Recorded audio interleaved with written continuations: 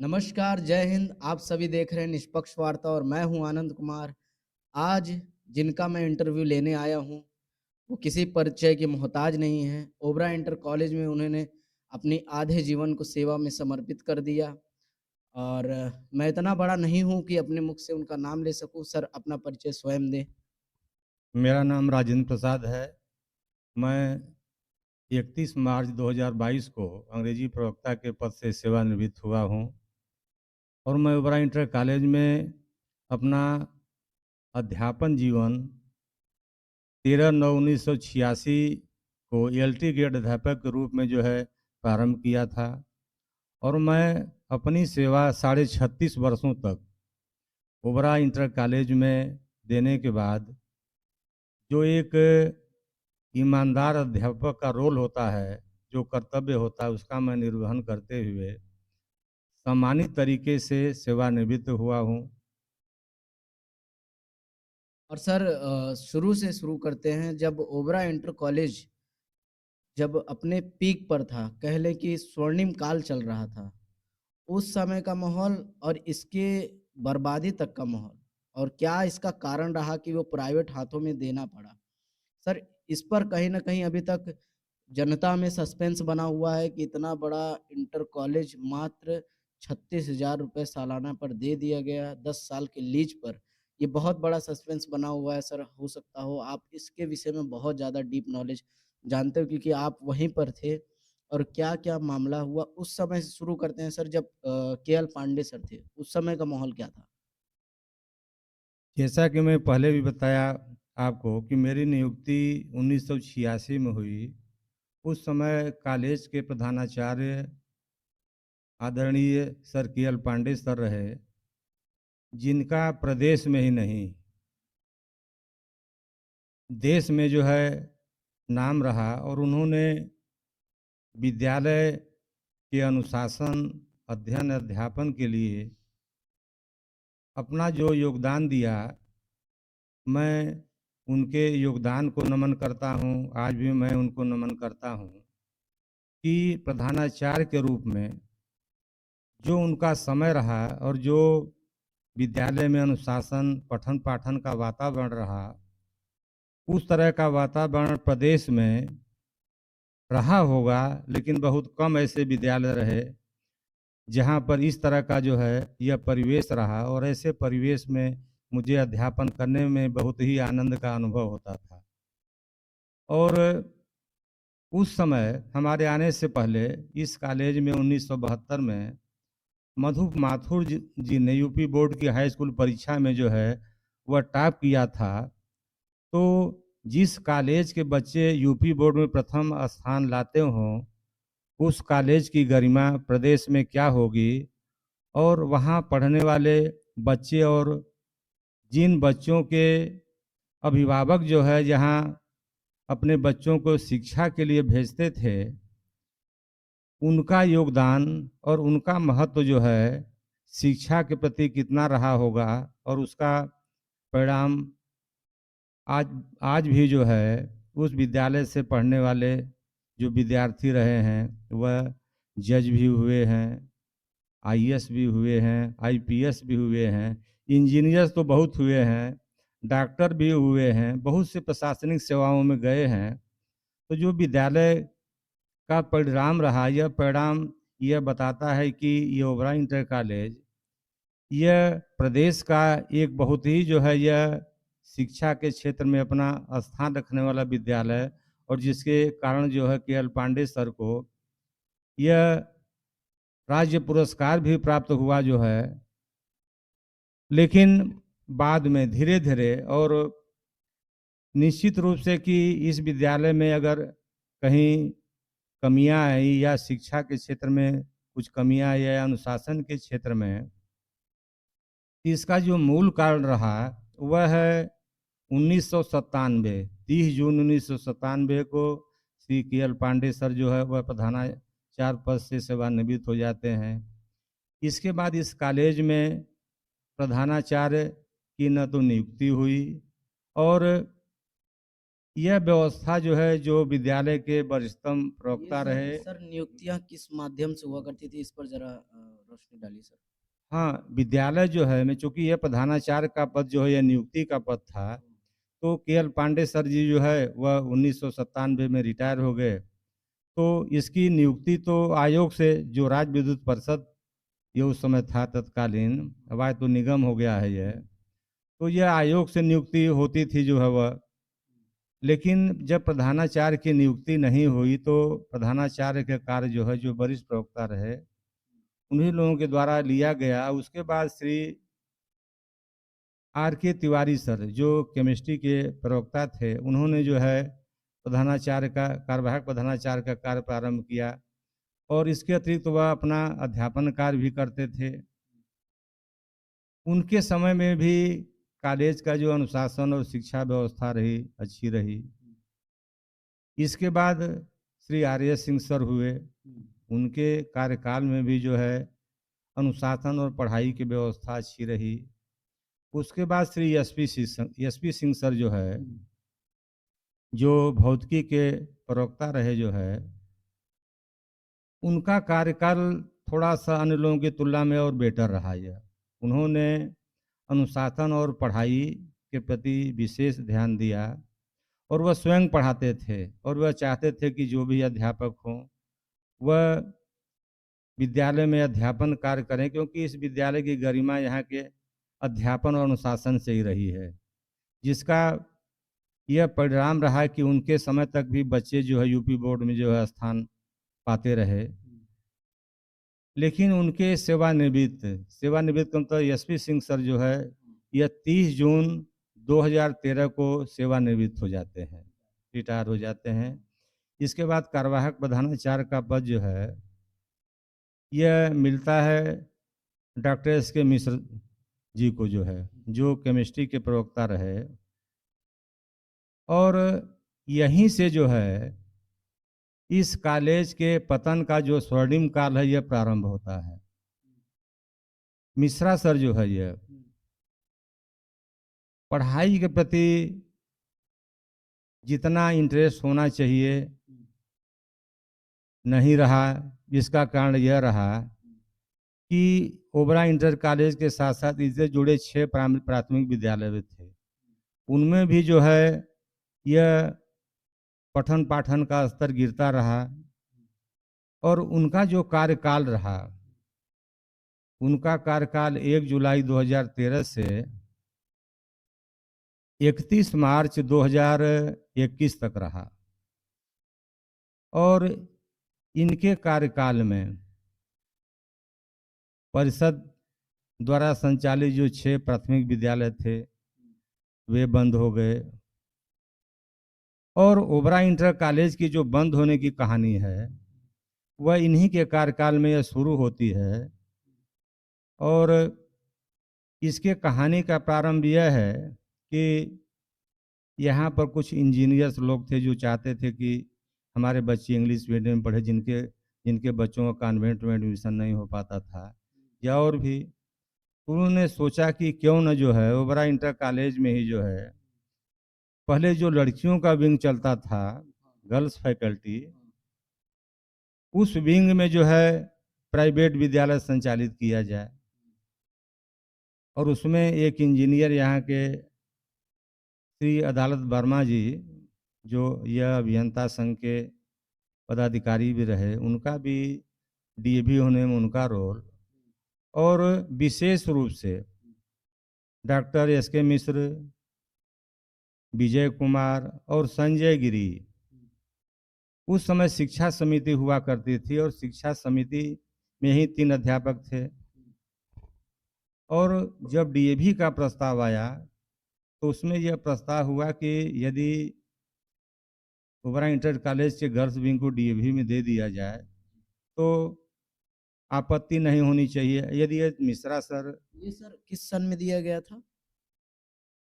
यह जो कहानी है यह कहानी शुरू हुई है, यह लगभग जो है 16-17 से जो है यह 16-17 से शुरू हुई है। तो पहले इसमें प्रस्ताव था कि भाई ओबरा इंटर के अध्यापकों द्वारा इसका विरोध नहीं किया जाएगा। तो उसमें यदि मिश्रा सर, विजय कुमार और संजय गिरी ये 3 अध्यापक शिक्षा समिति में थे। यदि ये लोग सिग्नेचर नहीं करते और ये विरोध करते कि नहीं इसको डीएवी में नहीं दिया जाएगा, तो निश्चित रूप से यह कार्य डीएवी में नहीं जाता और डीएवी के पतन का यहीं से कहानी ज़्यादा शुरू होती है। इन लोगों ने डीएवी के पक्ष में सिग्नेचर किया, फिर डीएवी ने जो है ये अपना प्रस्ताव जो है ऊपर भेजना शुरू किया। मतलब कोई दबाव नहीं था, इन्होंने स्वयं अपने अपने मन से सिग्नेचर किया जिसके एवज में डीएवी वहाँ पे स्थापित हुई। और सर ये जो नहीं, नहीं। हाँ, यदि इन लोगों ने सिग्नेचर किया तो निश्चित है इसके पीछे यह कुछ न कुछ तो कारण रहा और कारण क्या हाँ, है? सिग्नेचर का। कारण जो है कारण यह रहा कि अब इन लोगों को प्रलोभन दिया गया कि आपको हम 4 व्हीलर गाड़ी देते हैं जिससे आप विद्यालय आइए और जाइए, जबकि इसके पहले किसी भी प्रधानाचार्य को 4 व्हीलर गाड़ी नहीं मिली थी। तो एक तो 4 व्हीलर गाड़ी का लालच और दूसरी चीज़ ये है कि जब आप रिटायर हो गए तो आपकी सेवा 2 साल बढ़ा दी जाएगी और इस प्रलोभन में इन लोगों ने डीएवी के लिए काम किया। यदि लोग निश्चित रूप से और यदि इन लोगों को छोड़ दिया जाए तो उसमें जितने भी अध्यापक कार्यरत थे सभी अध्यापकों ने डीएवी का विरोध किया। इन 3 लोगों को छोड़ करके सभी अध्यापकों ने कि डीएवी यहाँ नहीं होना चाहिए, लेकिन चूंकि मिश्रा सर कार्यवाहक प्रधानाचार्य थे, उनका अहम रोल है। विजय कुमार जी भी शिक्षा समिति थे, अहम रोल था। संजय गिरी भी शिक्षा समिति में थे, अहम रोल था। इसमें तीनों लोगों को लाभ हुआ क्योंकि ये जानते थे विजय जी भी कि मिश्रा जी के बाद हम ही को चार्ज मिलना है। और एक चीज़ और था, जब डीवी हो जाएगा तो रिटायरमेंट के बाद जो है हम यहाँ के प्रधानाचार्य हो जाएंगे और काफ़ी दिन तक हमारी सेवाएं चलती रहेंगी जो है। एक माफ कीजिएगा, बीच में टोक रहा हूँ। बीच ये सस्पेंस लोगों में बना है कि जब ये 16-17 की बात आपने बताया, 16-17 में, लेकिन जो पांचों परियोजनाओं के अधीन विद्यालय हैं उन सबको प्राइवेट कर दिया गया। लोगों का मानना ये है कि ये अब से शुरू हुआ है, लेकिन ये काम तो 16-17 से शुरू हो रहा है। तो नहीं, यहाँ वहां के भी विद्यालय दिए गए थे सर लिस्ट पे, मतलब कि डीएवी के अधीन उसी समय। नहीं, वहाँ ऐसी जैसे केवल ओबरा इंटर कॉलेज ही, हाँ, चूँकि वह जानते थे कि निगम का जो ओबरा इंटर कॉलेज है, ये सबसे प्राचीनतम विद्यालय रहा है और जो प्रभाव इसके साथ हो अन्य विद्यालयों के साथ भी हो जाए, क्योंकि वहाँ न तो उतने टीचर थे, न वहाँ बच्चे थे। ये सबसे बड़ा विद्यालय है, जहाँ पर कि इसकी संख्या मैक्सिमम संख्या 7,000 तक बच्चे रहे। जब यहाँ पर जो है 3 पालियों में परीक्षा होती थी और 2 पालियों में पढ़ाई होती थी। ये बहुत बड़ा विद्यालय रहा ओबरा इंटर कॉलेज जो है और जो लोग जानते थे कि जो भी अगर परिणाम ओबरा इंटर कॉलेज के साथ होगा, वह सभी के साथ लागू हो जाएगा वह। शुरुआत ओबरा इंटर कॉलेज से हुई। निश्चित रूप से। जी। और इसकी कहानी और भी है, जैसे थोड़ा-सा अगर निगम के बारे में हम प्रकाश डालना चाहें आपको, कि 2005 में एक निगम का आदेश आता है जिसमें कि प्राथमिक शिक्षक, सिटी गेट शिक्षक, एलटी गेट शिक्षक और जो प्रवक्ता है, तीनों का समयबद्ध वेतनमान एक हो जाता है, जबकि ऐसा नहीं होना चाहिए। और इसके लिए भी अध्यापक जो है कोर्ट में गए, बहुत परेशान हुए, बहुत सारी चीज़ें हुई। लेकिन कुछ अध्यापकों ने इसके लिए प्रयास किया और 2010 में ये जो टाइम स्केल है सबकी अलग-अलग हो गई और यहाँ जो प्रवक्ता हैं जो कि 8700 का ग्रेड पाए, ये जबकि यूपी के किसी भी इंटर कॉलेज में प्रवक्ता का छोड़ दीजिए डीवाइस का भी नहीं है। तो यह विसंगतियाँ दूर हुई। उस समय था कि निगम से लोग अपना कोर्ट में चले जाए, तो कोर्ट में निगम भी परेशान रहता था वह। लेकिन यहाँ जो सबसे बड़ी जो दिक्कत हुई है 2008 में, जब अध्यापकों ने ही प्रयास किया कि यहाँ पर अस्थायी प्रधानाचार्य की नियुक्ति की जाए, तो 2008 में अध्यापकों के प्रयास से ही विज्ञापन निकला और हर परियोजना से जो है दो दो जो वरिष्ठ अध्यापक थे वह गए वहाँ पर, शक्ति भवन लखनऊ में इंटरव्यू हुआ और रिजल्ट निकलना ही था। तो उसमें निश्चित था कि 4 प्रधानाचार्य होते। कुछ लोगों को पता था कि हमारा हो रहा है, निगम के अध्यापकों को होना ही था जो इंटर कॉलेज में थे। लेकिन जो लोग उस समय इंचार्ज थे उन लोगों ने सोचा कि अब विशेष रूप से पनकी पनकी में अवस्थी सर जी थे, वो कोर्ट में चले गए और निगम ने भी जो है कोई प्रयास नहीं किया और कोर्ट से भी 2012 में आदेश आ गया कि निगम को प्रधानाचार्य के नियुक्ति का अधिकार नहीं है। एक ये भी सबसे बड़ा बाधक रहा जो है नियुक्ति में अध्यापकों के। तो इस तरह से जो है यह नियुक्तियां हुई नहीं और जो लेटेस्ट नियुक्ति हुई प्रवक्ता की, इसमें डॉक्टर संजय जी आए 2009 में। इसके पहले जो है 1998 में 2 लेक्चरर श्री अनिल कुमार और श्री रवीश कुमार अनिल पीटीआई 1998 में आए। इस आयोग से, विद्युत सेवा आयोग से आए लोग। इसके बाद 2012 में कोर्ट के आदेश ही कर दिया। हालांकि वहां से ये सूचना आई थी कि अगर कोई कार्यवाहक प्रधानाचार्य पीआईएल दाखिल कर दे तो निश्चित रूप से जो है ये जो स्टे लगा हुआ है वैकेट हो जाएगा ये और नियुक्तियां प्रारंभ हो जाएंगी। लेकिन जो लोग कार्यवाहक प्रधानाचार्य रहे और विशेष रूप से ओबरा इंटर कॉलेज में, अब उनको 4 व्हीलर मिल गया, 2 साल जो है एक्सटेंशन का आश्वासन मिल गया और इसके बदले में उन्होंने ये जो डीएवी के लिए जितना भी काम हो सकता है उन्होंने किया और उसका परिणाम रहा कि डीएवी जो है यह 1 अप्रैल 2023 को ये ओबरा इंटर कॉलेज डीएवी को हैंडओवर हो गया जो है। और कितनी ताज्जुब की बात है कि परियोजना के 10 विद्यालयों को 36,000 एनुअल पर जो है यह, मतलब एक विद्यालय जो है 360 रुपये जो है पर मंथ के हिसाब से जो है, इतने कम पैसे में विद्यालयों को हैंडओवर करना।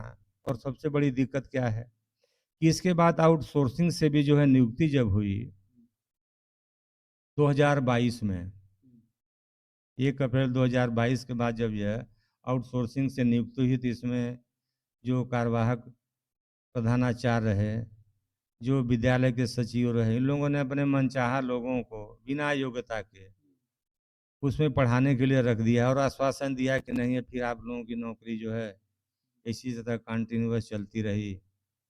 लेकिन श्री विजय कुमार जो अंतिम कार्यवाहक प्रधानाचार्य रहे, जिनका कि इस विद्यालय के पतन में मिश्रा जी के बाद इनका दूसरा स्थान रहा, इनके कार्यकाल में यह विद्यालय डीएवी को हैंडओवर हो गया।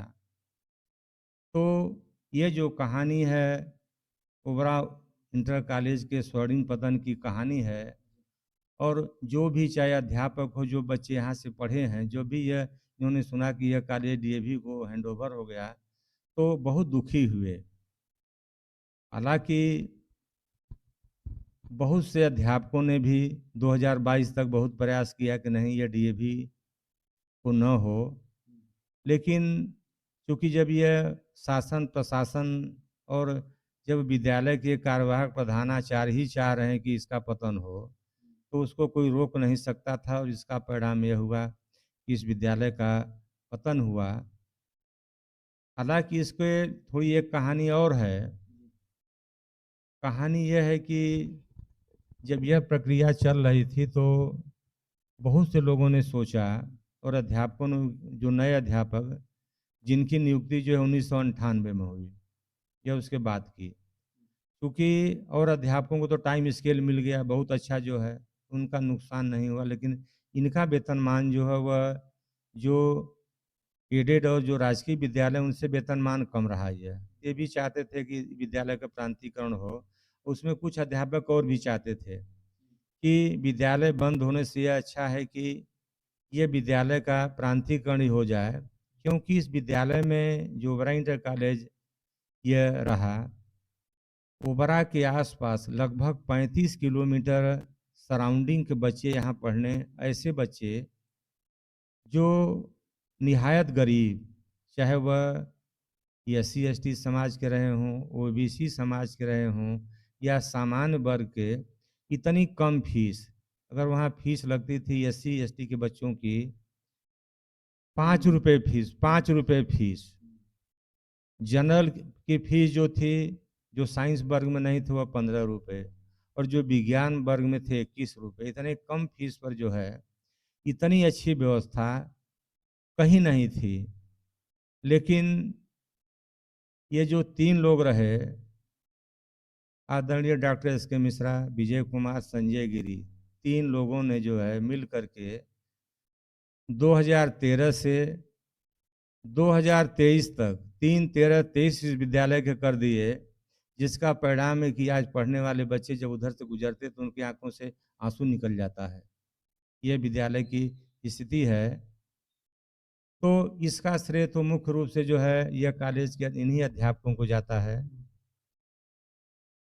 सर जब ये विद्यालय हैंडओवर हो गया, तो सर अभी फ़िलहाल में जो मसला चल रहा है कि इनको एफ़िलिएशन नहीं मिल रहा सीबीएसई बोर्ड से चलाने का, और यूपी बोर्ड से ही अभी तक ये 12 तक चलाएँगे। तो सर कहीं न कहीं देखा जाए 10 साल के रिलीज़ पर दिया गया है, लेकिन उस एग्रीमेंट पे ये भी मेंशन था कि ये 5 साल के लिए इनको दिया गया है ट्रायल पर। सर उसमें लिखा हुआ था कि ये 5 साल तक ये विद्यालय चला पाते हैं नहीं। जैसे एडमिशन का जो अभी दर है बहुत गिर चुका है, एडमिशन मतलब कि एकदम गिर चुका है, और बच्चे वहाँ पर ना के बराबर हैं, और जितने अध्यापक होने चाहिए विषय अनुसार उतने अध्यापक नहीं हैं।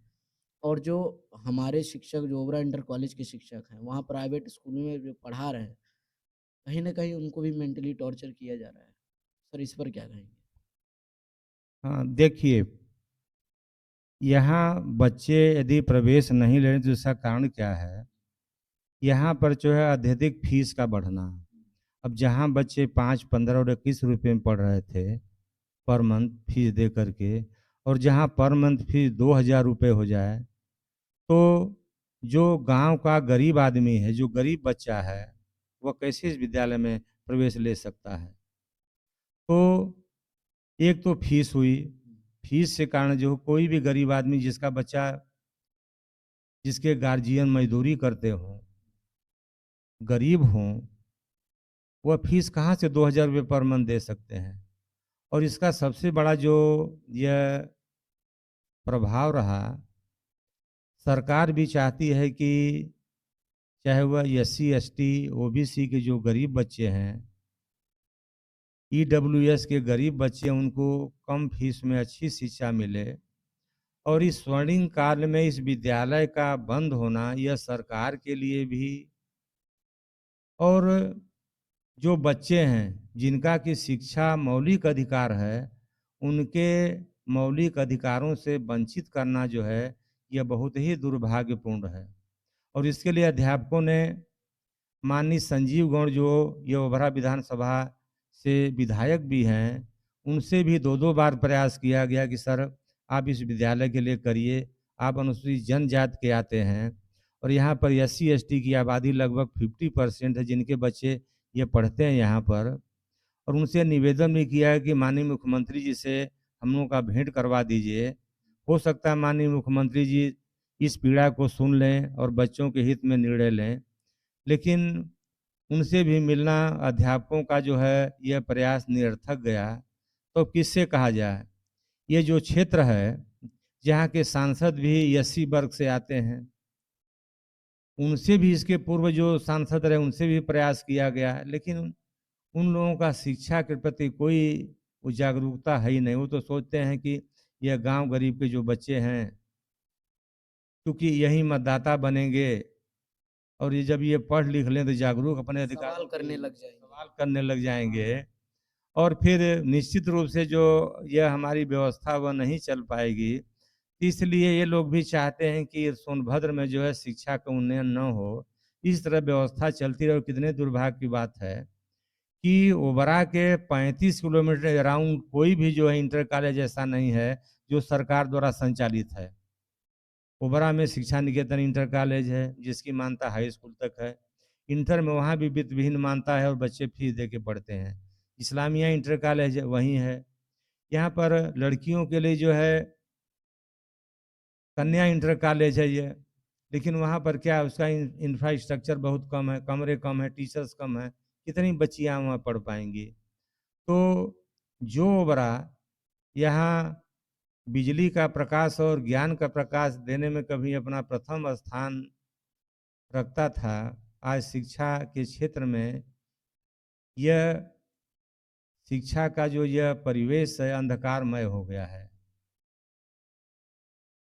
सर अभी फ़िलहाल में कुछ बातें ये भी निकल कर के आ रही हैं कि जो वहाँ पर अध्ययनरत विद्यार्थी हैं, ओबरा इंटर कॉलेज के ही बहुत सारे विद्यार्थी हैं। नए तो नाम मात्र आए हैं, लेकिन उन्हें स्पोर्ट के नाम पर कुछ भी नहीं खिलाया जा रहा है, स्पोर्ट की घंटी पे भी उन्हें पढ़ाया जा रहा है और बगल में जो डीएवी संचालित हो रही है, ओबरा इंटर कॉलेज के ग्राउंड में आकर के वही बच्चे खेलते हैं, तो सर इसका मानसिक तौर पर कितना प्रभाव पड़ेगा विद्यार्थियों पे? इसमें मैं एक चीज़ और जोड़ना चाहूँगा कि यह खेल-कूद के साथ-साथ जो बच्चे हाई स्कूल तक तो विज्ञान अनिवार्य है, वो भी विज्ञान शुल्क देते हैं, ₹5 पर मंथ।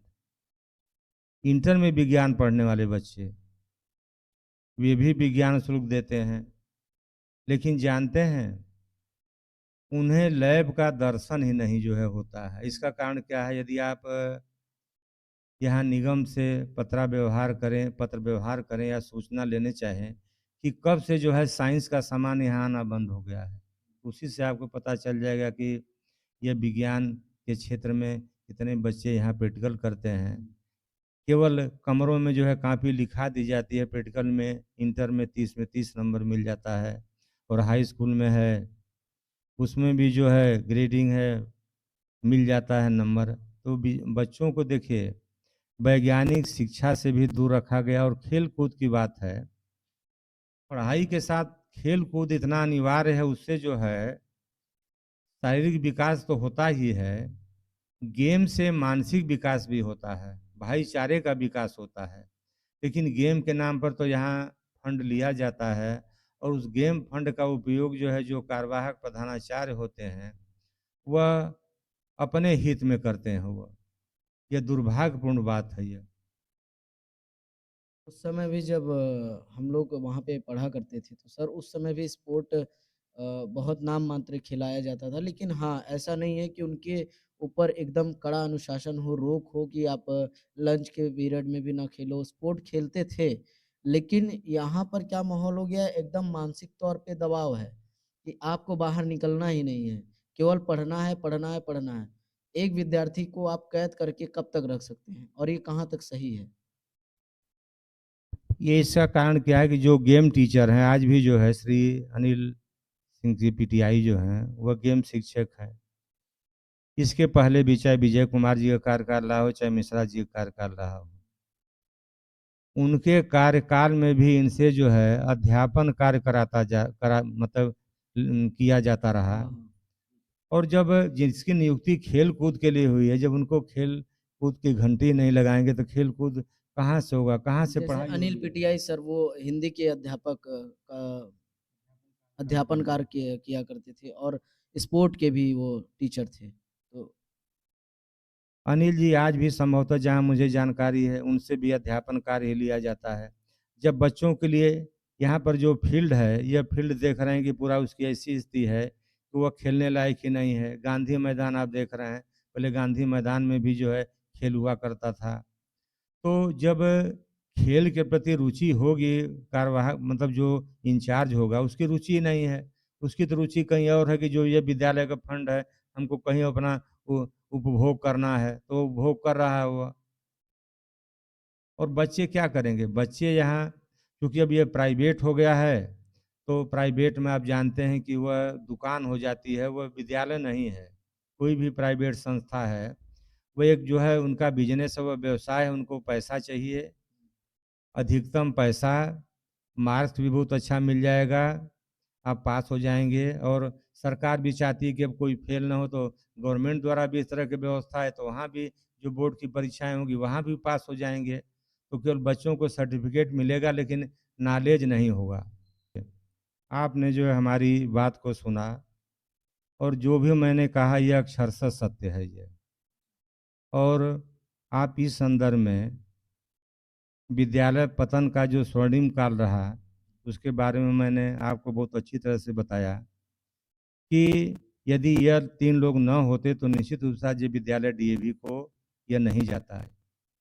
तो निश्चित रूप से देखिए यह अध्यापकों का ही यह रोल है, जो यह विद्यालय डीएवी को चला गया, लेकिन मैं आशावादी हूँ। आज भी बहुत से बच्चे जो हमारे संपर्क में जो इस विद्यालय से पढ़े हैं, बहुत दुखी मन से कहते हैं कि सर इस विद्यालय के लिए क्या किया जा सकता है। तो निश्चित रूप से कोई न कोई मसीहा वह आता है। जब यहाँ टाइम स्केल के लिए जब अध्यापकों में इतना आक्रोश था, बहुत विसंगतियाँ थी, तो इस कॉलेज के पढ़ने वाले भी एक मसीहा हुए, अब उनका नाम मैं नहीं लेना चाहता हूँ, जिनके कारण ही जो विद्यालय की विसंगतियाँ हैं यह दूर हो गई, जो वेतन संबंधित थी। तो निश्चित रूप से इस कॉलेज से पढ़ने वाले बहुत से बच्चे हैं जो आईएएस भी हैं, वह अधिवक्ता भी हैं, संभवतः जज भी होंगे। कोई न कोई ऐसा जरूर होगा जो इसकी पीड़ा को सुनेगा, और यह जो ओबरा इंटर कॉलेज है, यह पुनः जो है यह निगम द्वारा जो है यह संचालित हो सकेगा। धन्यवाद।